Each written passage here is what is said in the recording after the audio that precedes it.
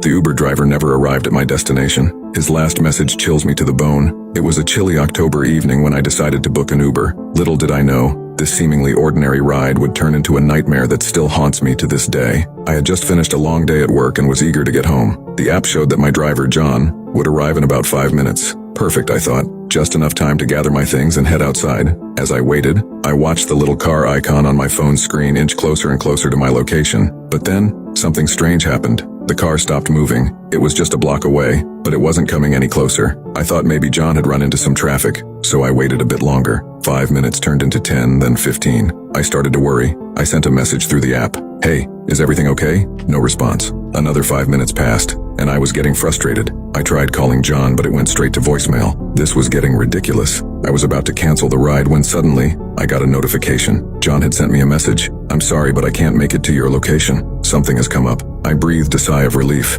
At least he wasn't dead or something. I replied, asking if everything was all right and if he needed any help. But what he said next made my blood run cold. "You don't understand, they won't let me leave." I stared at my phone screen trying to make sense of his words. Who were they? What did he mean they wouldn't let him leave? I typed back, asking for clarification, but John had gone silent. I quickly canceled the ride and booked another Uber. As I waited, I couldn't shake the feeling that something was terribly wrong. I kept checking my phone, hoping for another message from John, but none came. When my new driver arrived, I practically jumped into the car. I just wanted to get home and forget about this whole bizarre experience. But as we drove away, I couldn't help but look back at the spot where John's car had been stuck, and that's when I saw it. A dark figure standing in the shadows of a nearby alley. It was too far away to make out any details, but I could have sworn it was staring right at me. I turned back around, my heart racing. I told myself it was just my imagination, that I was letting John's cryptic message get to me, but deep down I knew something was very, very wrong. The rest of the ride passed in a blur. When I finally got home, I locked the door behind me and collapsed onto the couch.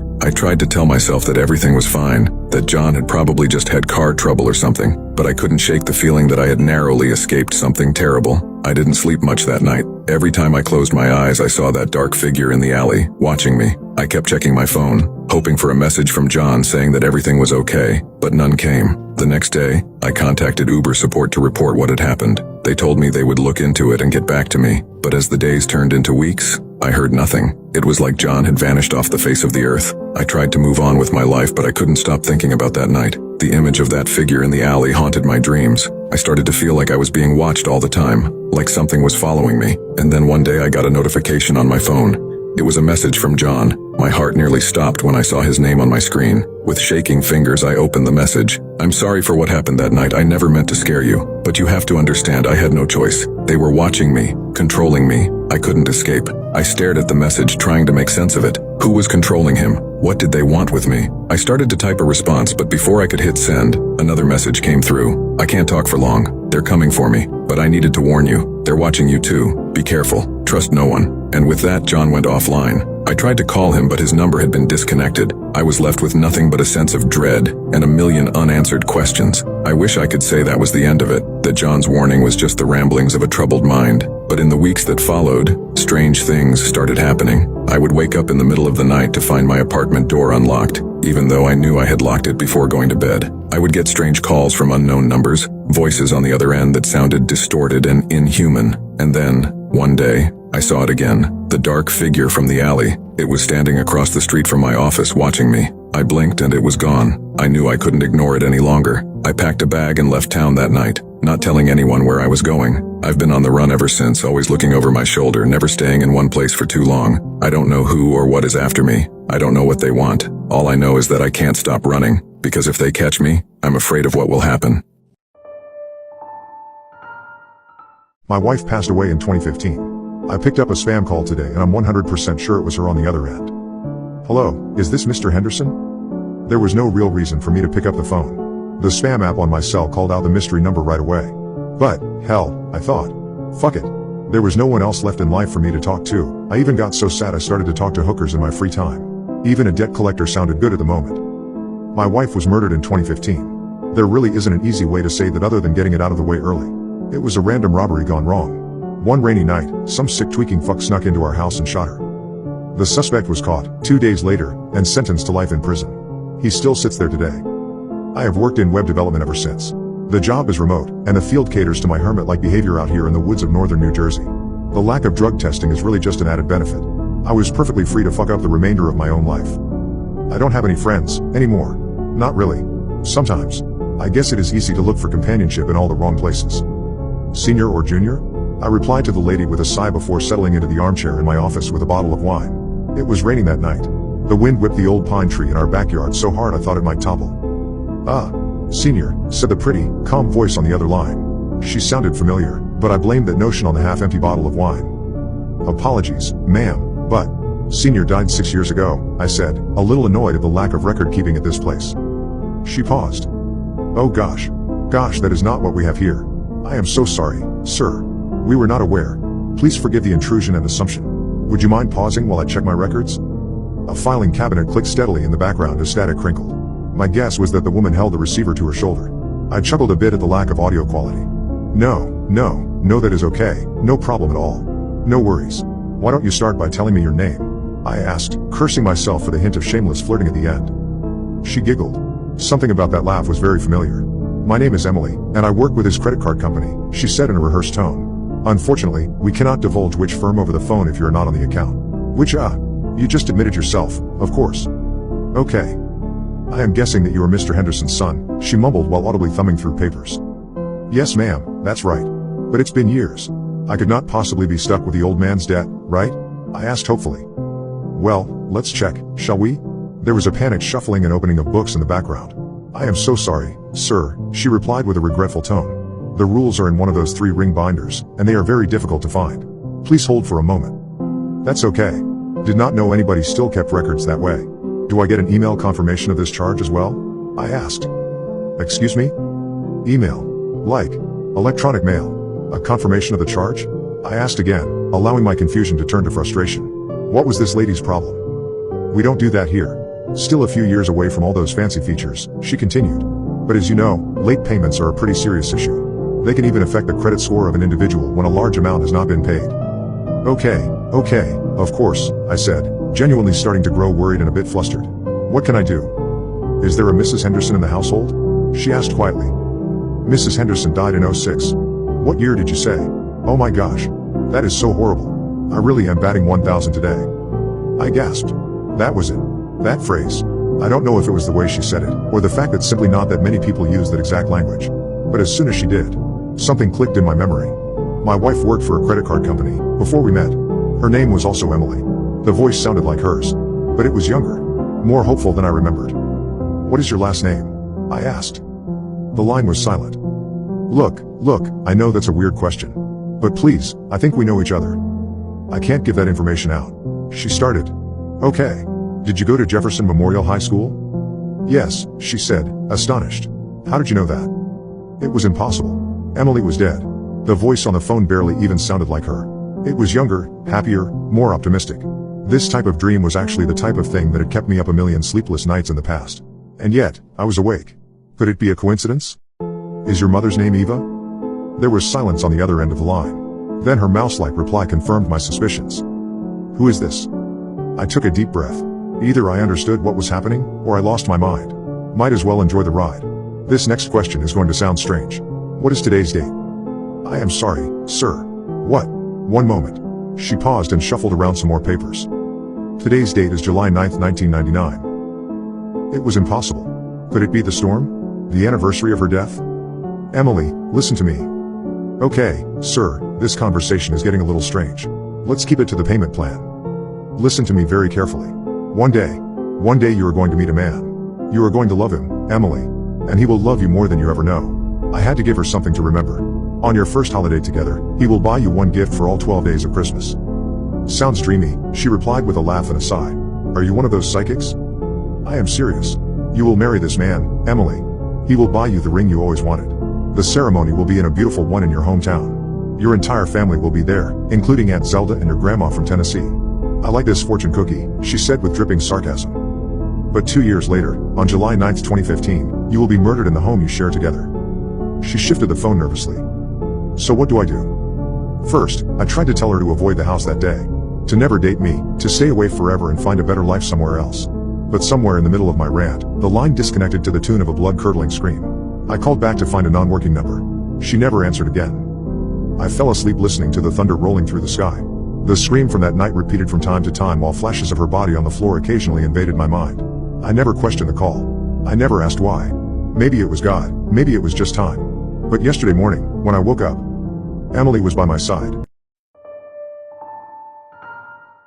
My neighbor has been mowing his lawn for 12 hours straight. It started at 4:43 a.m. The noise jolted me awake. It sounded like there was a giant truck revving its engine right there in our bedroom. Exhaust fumes wafted in through the open window. It was a bad way to start the day. "What is that?" moaned my wife. We both slept poorly because our daughter had crawled into our bed at 1 a.m. and kept kicking us in the face until we were both half hanging off the bed while she snored away. "Start of the apocalypse," I groaned. "Go back to sleep." "No way can I sleep through that racket," said Vanessa. She rolled out of bed and shut the window. That helped a little, but it still sounded like war out there. She pulled the curtains back and looked through the window. "It's the fucking neighbor, mowing his lawn, before the sun is up. We need to have a heart-to-heart with him. Let him know that's not okay." Keegan, our daughter, woke up crying. "Guess that's that," I muttered, getting out of bed myself. "I'll go talk to him after some coffee." "Bring me some too," said Vanessa. "Papa, bring me some Smarties," said Keegan. No Smarties for breakfast. Banana, or toast, but not Smarties." "Fine," huffed Keegan. "Toast, cut into shapes." I sighed. This was really the last thing I wanted to be doing at 4:45 on a Saturday morning. Making coffee and cutting toast into animal shapes instead of drooling in my sleep and dreaming of a gentler world. I went into the kitchen and started the coffee and toast, and then looked out the living room window. Sure enough, there was Mr. Limsky mowing his damn lawn, in his damn bathrobe no less. That was another thing that I had no desire to do. Get into it with him about this, or really talk to him about anything ever beyond the friendly wave and a howdy, neighbor. By the time I was awake enough to form a coherent thought, it was almost 6, and I had consumed 4 cups of coffee. Mr. Limsky was still at it, which was strange, because his yard isn't very big at all. It shouldn't take more than a 40-minute mow job. But here it was, an hour and 15 minutes later, and he was still at it.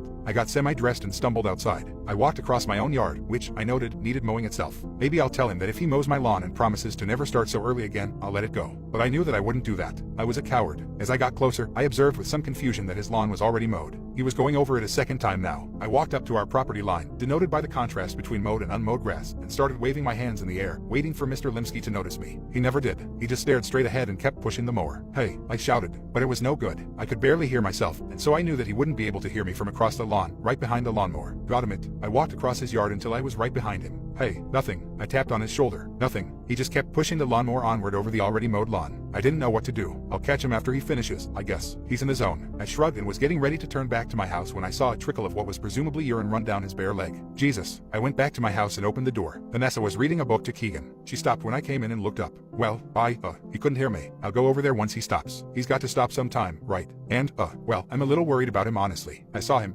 wet himself." "Mr. Limsky peed his pants?" asked Keegan. She started laughing. "Well, that sometimes happens, kiddo," I said. "He used to do that. We do that a lot when we're kids, and then we don't do it for a while, and then when we get older we sometimes do it again." That gave her something to think about anyway. Said Vanessa. "There's more," I said. "He's already done with the lawn. He's just going over it a second time. Maybe he missed a few spots." "Nope, it's perfect. Not a blade of grass higher than any other blade of grass."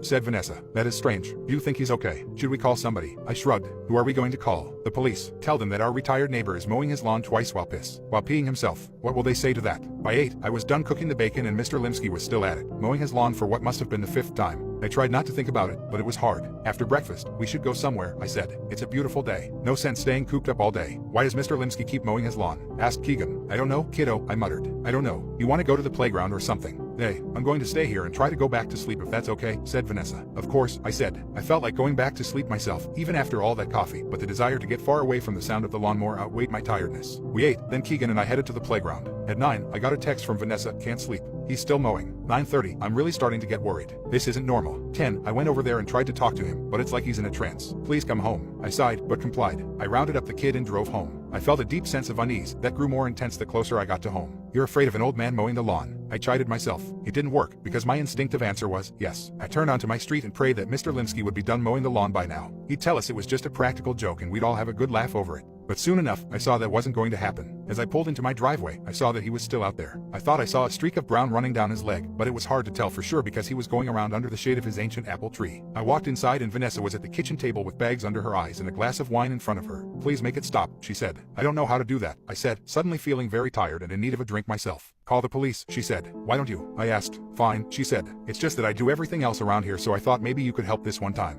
I held my tongue. I did plenty around there, but I knew that now wasn't the time to point that out. Okay, I said, I'll call the police. How has he not run out of gas by now, anyway? I've been watching him, said Vanessa. He's got a can of gas in his driveway. Sometimes he grabs it when he passes by and gasses up while still pushing the mower. It's crazy. Please call the police. All right, I said. I looked up the number and proceeded to have one of the most awkward phone conversations of my life. It was 10 minutes with the receptionist, and then another 10 minutes with an officer. Finally, they agreed to come over and check it out. 15 minutes later, I watched out the window as the cop car pulled into Mr. Limsky's driveway. A single cop got out and walked over to Mr. Limsky. The cop was waving his hands and shouting, but it was no good. Then the cop grabbed Mr. Limsky's shoulder and spun him around forcefully. This caused Mr. Limsky to finally let go of the throttle, and for the first time all day, the lawnmower stopped moving. It was still running though, because he had taped its safety shutoff down. I held my breath as I waited to see what would happen next. Mr. Limsky opened his mouth, and something emerged from it. It looked like a long, thin tentacle. The tentacle wrapped itself around the cop's neck and lifted him up into the air. Then a second tentacle emerged from Mr. Limsky's mouth and made its way down the cop's throat. I slammed the curtains shut and noticed that I too, like Mr. Limsky earlier, had wet myself. What's going on out there? Asked Vanessa from the kitchen. Did the police arrive? I didn't have a good answer, so I didn't say anything. Honey, said Vanessa, walking over. Are you okay? From outside, we heard the whine of a new machine join in with the lawnmower. Vanessa opened the curtain, and I turned slowly to look out. The cop was out there going around the old apple tree with a weed whacker while Mr. Limsky was back pushing the lawnmower around again. It's 5 p.m. Besides Mr. Limsky, there are now 4 cops in his yard doing various tasks. One is still at it with the weed whacker. Another has been going at the shrubs with a pair of clippers for hours now. But the one who concerns me the most is the one who is going around spraying the ground from a bottle full of neon blue liquid that Mr. Limsky at one point puked out of his mouth.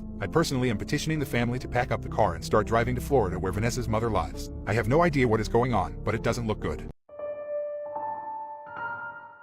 My neighbor has been mowing his lawn for 12 hours straight. Part 2. I wasn't sure what was more bizarre and terrifying. My neighbor mowing his lawn for the 13th straight hour, aided by 4 uniformed cops performing various other landscaping tasks. Or the woman in the gas mask and plastic poncho that emerged from the tan Toyota Camry which had wrapped itself around Mr. Limsky's apple tree. Damn it, Kelly, she shouted through the mask, clearly unsteady on her feet after the crash. No more driving for you, ever. I crouched down in my driveway behind my own car, which I had just finished loading in preparation for getting my family far away from whatever horrible thing was happening next door. I watched as the woman who was not impressed by Kelly's driving skills pulled a large blaster from under her poncho. That's the best way I can describe it. It wasn't a gun, it was a fucking blaster. The woman pointed her blaster at Mr. Limsky and pulled the trigger. That was it for Mr. Limsky. He exploded in a horrible mess of neon blue gore. A still writhing tentacle flew through the air and slapped against the windshield of the Camry. I saw the wipers go on in an effort to clear the thing away. I turned and saw my wife looking out the window of our house in horrified amazement. She had her hand over our daughter's eyes. Keegan was prying away at Vanessa's finger in order to get a look at the excitement. Meh, I'd had enough excitement for the day. I had no idea who the blaster woman was, but I knew that she had a blaster, and I struggled to come up with some way to get my family out of there without drawing anybody's notice. The woman turned her blaster to each of the 4 cops in turn and quickly reduced them into 4 gooey globs of neon blue slime. If I can just get back inside without her noticing me, we can slip out the back and Uber it out of Dodge. Doesn't matter where, just somewhere far away. Ew, shouted the woman. Her poncho was absolutely drenched with the insides of the things she'd just blown apart.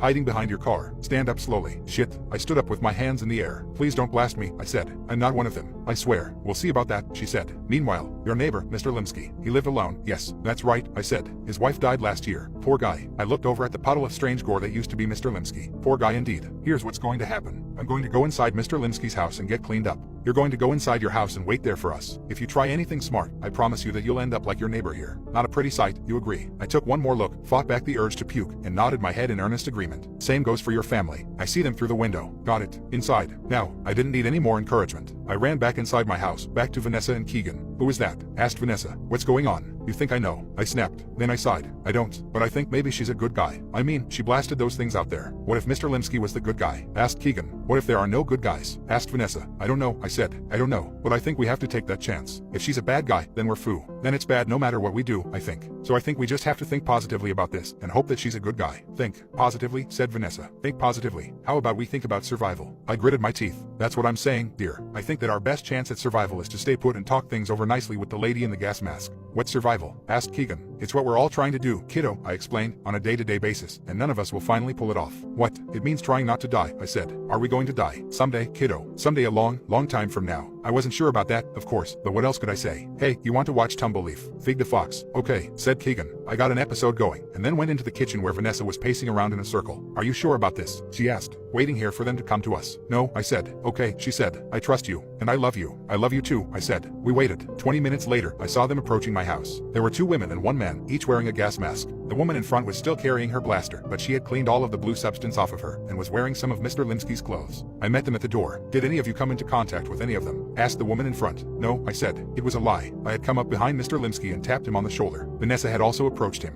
What is this about? Kelly, said the blaster lady to the woman behind her. Test him. Miss Kelly pulled a large syringe out of her backpack and took a step toward me. Now wait a fucking minute here, I said. You're not going to stick me with that needle until you tell me why I should let you. What is going on? You can submit to the test, said blaster lady, or we can presume that you have the virus and terminate you. Well then I'll submit to the damn test, I said, rolling up my sleeve and offering out my arm. Not there, said Kelly, a second before she jammed the syringe into the side of my head. Fuck, that hurts. Kelly pulled the needle out. Then she went into her backpack again and brought out a test tube filled with a green fluid. She unscrewed the tube and shot some of my brain juice into it. Then she put the lid back on, shook it, and held it up to the light. He's clear, said Kelly. Now for his family, said blaster lady. I watched in helpless horror as Kelly jammed a giant needle into first my wife's head, and then my daughter's head. Keegan couldn't stop crying, and it made me sick to my stomach. They're all clear, said Kelly. We're clear, I said. Now do you want to tell us just what the fuck is going on? Let's start with who the hell you all are. I'm Kelly Raymond, said the one with the needle. My boyfriend got turned into a zombie, like Mr. Limsky, but a little different. I had to keep cutting off his fingers. Hey, zombie, I said. You had to keep cutting off his fingers. Of course, you can call me Allie, said blaster lady, taking off her gas mask. The others did as well. And yes, zombies. They are real, and the virus is growing stronger and more unpredictable by the day. Okay, I said. Zombies. I looked to the man in the group. And you are? Martin Henwood, said the man. I was a former colleague of your neighbor before he retired. I said. Mr. Limsky was a coroner, I want to say. Mortician, said Martin. And he was a true artist, which is why I had to call him out of retirement for my latest job. Martin was obviously upset and fighting back tears, but he went on. A body came in for burial. The dead woman had apparently murdered her boyfriend in a particularly brutal way. There were rumors that the necklace she still wore, even after her supposed autopsy, was cursed. It was a strange case indeed, because for starters, I saw no sign that an autopsy was ever performed. I suspected that the medical examiner had gotten spooked by the rumors and had opted to rule the death a suicide without actually cutting into the body. Then too, as I looked her over, I saw that the necklace had no clasp.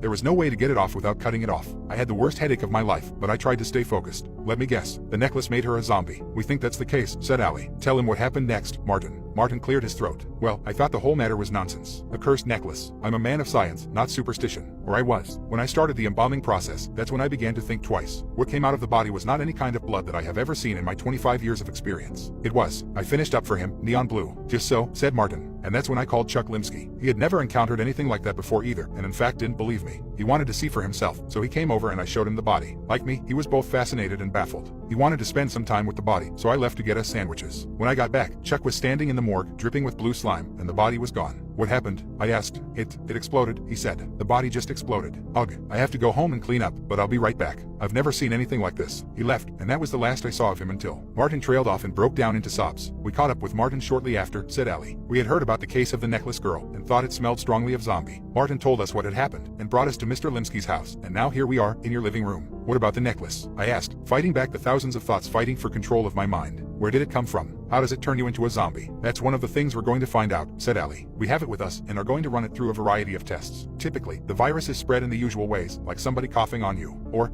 exploding on you. The necklace is a new development. We are seeing a lot of new developments. We have been dealing with the basic zombie virus for some time now, and containing it well, but now things have changed. Our ultimate goal is to find a vaccine for the new super strains, but first we need to fully understand what we're up against. I looked over to the couch across the room, where Keegan was sitting on Vanessa's lap, still watching Fig the Fox. Vanessa was listening intently to our hushed talk, and I could see the terror etched into her face. I'm sure it was etched into mine as well. It's not safe for you here anymore, said Allie. The people I work with, used to work with. Yes, they are concerned about the zombies, but they are just as concerned with people finding out about the zombies. They are ruthless, and will be here within a day or so. Besides, we need a new ride since Kelly wrecked our car. She is never allowed to drive again. I happen to notice that you have a nice, roomy SUV out there that could fit us all, and it will. We'll rest up for a few hours. Then we'll torch Mr. Limsky's property. Then we hit the road. It's up to you. Come with us, or stay behind for them to find you. All right, I said. Let me talk it over with my wife. We're on the road now. Allie's driving. I'm obviously not going to say where we're going. I just wanted to let everyone know that the zombie apocalypse is coming if we don't get there in time.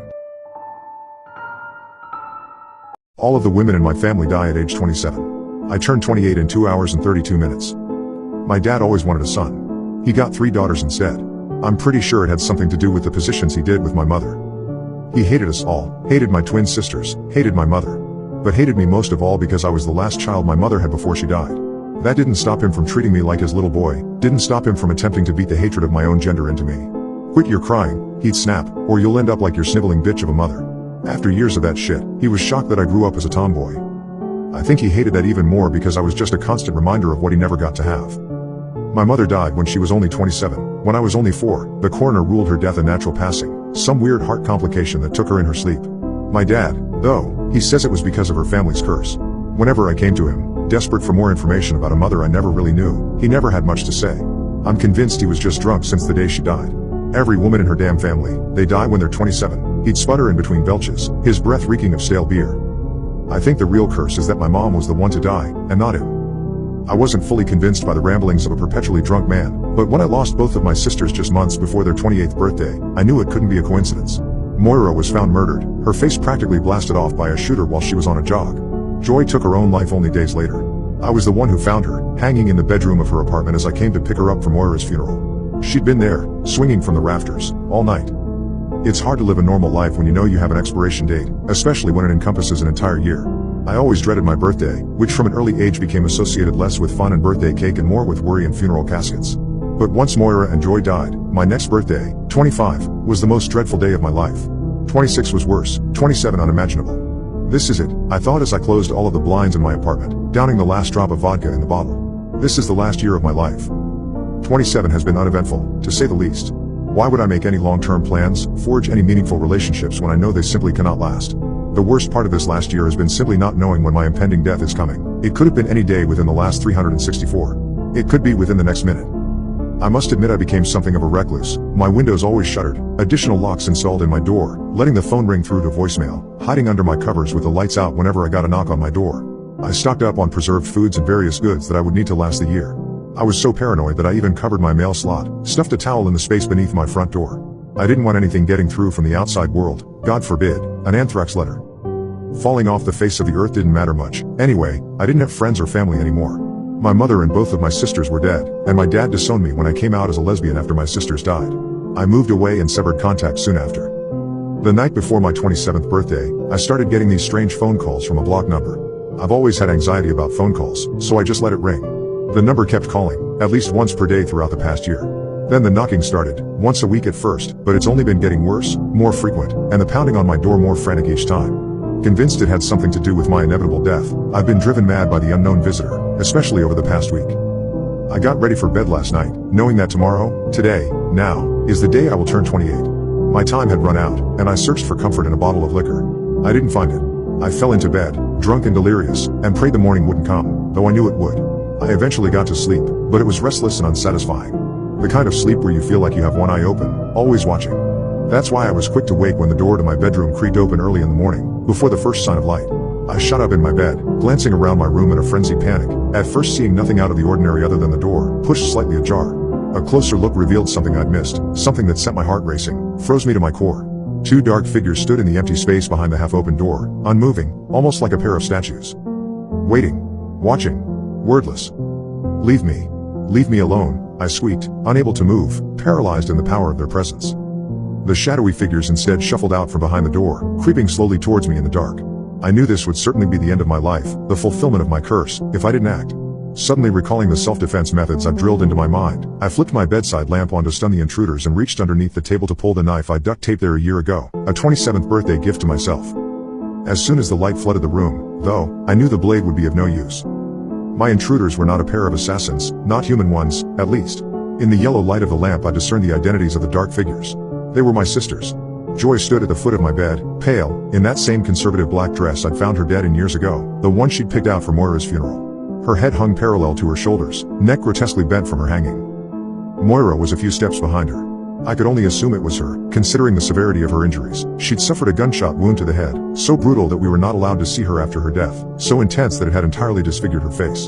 The lower half of her face had been reduced to a pit of gore, her jawbone barely attached on one side, her mouth mangled, with only several teeth remaining studded randomly throughout the mess. "Why are you here?" I cried, gathering my knees to my chest and holding them tight. Are you here to take me?" Joy made a feeble attempt to shake her head, the side of her face only brushing weakly against her shoulder. She waited several moments before putting one of her feet in front of the other, moving towards the side of my bed. As I recoiled instinctively, she slowed her pace. Moira trailed after her until they were both beside me. I whimpered as Joy leaned over me, her head flopping forward suddenly with emotion, neck cracking sickeningly. With her lips brushing against my ear, she whispered, She tried. Her speech was labored and wheezing, as if her vocal cords had nearly been shredded. "What do you mean, Joy?" I pleaded. Her lips moved against my ear once more, but no sounds came out despite a clear strenuous effort. Moira wagered an attempt at answering my query, but only succeeded in sputtering blood from the gaping wound in her face, ejecting one of her remaining teeth onto the floor as her jawbone swung precariously, barely hanging on. She raised one hand, slowly curling it into a fist before striking her knuckles furiously against my bedpost. the incessant sound startling me. I forced my eyes shut tight and pulled my knees even closer against my chest. Moira's knocking seemed only to escalate in volume, seemed to go on forever, until, finally, it stopped. I cracked my eyes open to find that both of my sisters had vanished, that the light of early morning had begun to spill in through the slats of my blinds. It was just past 6 o'clock, the 7th of June, the day of my 28th birthday. I was born at 9:26 a.m. Once I learned of the curse, I burned the time of my ultimate expiration into my mind. I only had 3 hours and 16 minutes left to live. If I even had that long. Draping my covers over my head, I resolved to spend the rest of my life asleep. I figured I'd rather pass peacefully in my sleep like my mother did than to suffer a fate similar to my sister's. My plans were interrupted, however, by that damn knocking on the door. The interruption usually didn't come so early in the morning. I decided initially to ignore the strange visitor but pulled the blankets back down soon after as a certain sense of familiarity struck me. The pounding on the door reminded me all too much of Moira's knocking just moments before. It easily could have been a trick of the curse, but something compelled me to approach the door. "What do you want?" I called from behind the barrier, clinging to the relative safety it provided. The reply came from an unfamiliar man's voice. "I just have a letter for you, miss. Just slide it under the door, and please leave," I returned, using my bare foot to remove the towel I used to block the small space beneath it. He deposited a bright yellow envelope under the door as I requested. I waited quietly for the sounds of receding footsteps before sliding on a pair of gloves to handle the letter. It was addressed to me, simply by first name and with no address. Carefully, I unsealed the envelope to reveal a birthday card. I hadn't received one in years. Bright, sparkling letters on the front formed the words, "Daughter, you're 27. I scoffed at the sick joke. I hadn't received a birthday card since I was a child, and my dad couldn't even get my birthday. Other loves to there, I just don't know what to do with it now.